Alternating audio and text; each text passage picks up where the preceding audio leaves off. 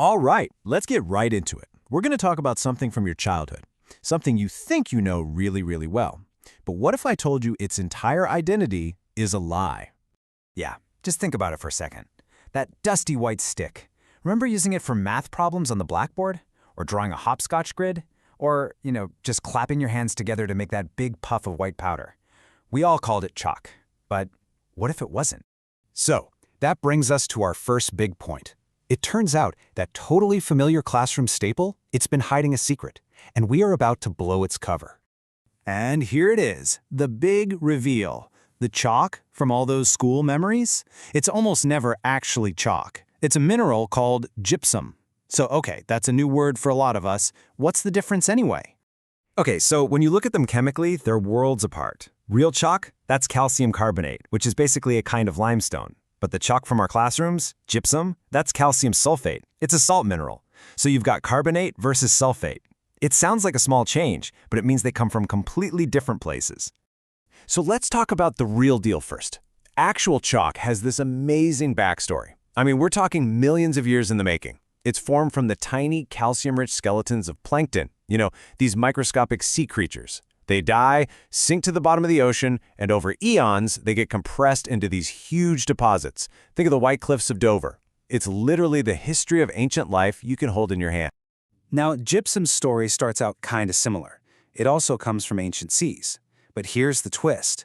As those ancient oceans dried up, gypsum also trapped a bunch of salt in its structure. So even though they might look the same, how they were born is fundamentally different. And this story just nails the difference perfectly. So this guy Terrence writes that as a kid, he chewed on a piece of blackboard chalk, thinking it was like a Tums antacid, because Tums are also calcium carbonate. But gypsum is a salt. It doesn't dissolve in stomach acid. So yeah, poor Terrence learned that lesson the hard way. It just sad. Okay, so if real chalk is out there, why the heck did we all end up with gypsum in our hands? There's got to be a reason for the big switch, right? Well, let's find out. So let's take a quick trip back in time. Real chalk has been used for forever, like 40,000 years ago for cave paintings. Then, for a long time, students just had their own little stone slates. But then, bam, 1801, the big classroom blackboard is invented. Suddenly, you need a ton of something to write with. And by the middle of the 1900s, gypsum had totally cornered the market. So why? What made it so special? Well, it really just boils down to money and convenience. Gypsum is super abundant. It's mined in over 90 countries. The US alone cranks out over 30 million tons a year. It's just easy. It's easy to process, and crucially, manufacturers figured out how to make it way less dusty than old-school chalk. So it was cheaper, easier, and cleaner. A total no-brainer for business. All right, so classroom mystery solved. Case closed, right? Well, not exactly. Because what about the other places we see chalk, like in sports? Get ready for a plot twist, because this little white lie extends way beyond the classroom. Yep, that powder that rock climbers and gymnasts cover their hands with to get a better grip, it's not chalk, and it's not gypsum either. It is a third imposter, magnesium carbonate, and its whole purpose is completely different. It's all about absorbing sweat. And the science behind it is super straightforward. Our hands get sweaty, right? That makes it hard to hold on to things. Magnesium carbonate is amazing at sucking up moisture. It's basically a super sponge for your hands. Dry hands create more friction, and more friction means you're not going to slip. Simple as that. And does it work? Oh yeah, the impact is massive. A study found that climbers using it could hang on for 63 seconds, compared to just 49 without it. That's a huge difference. 14 extra seconds might not sound like a lot, but in climbing, that can be everything. It's a serious game changer. But, of course, there's a downside. The traditional way of getting this stuff, mining, isn't great for the environment. Plus, studies are showing that all that powder left behind on rocks actually changes their pH balance, and that can hurt the little plants and organisms that live there. But here's some good news. There's a greener way. People are now figuring out how to pull magnesium carbonate straight from seawater, which is way more sustainable. Okay, let's go back to our original imposter, gypsum. We know it took over the classroom, but trust me, that is just the tip of the iceberg. Its influence is everywhere. Some people call it the rock nobody knows, and you are about to find out just how true that is. So here's gypsum's secret weapon, its superpower.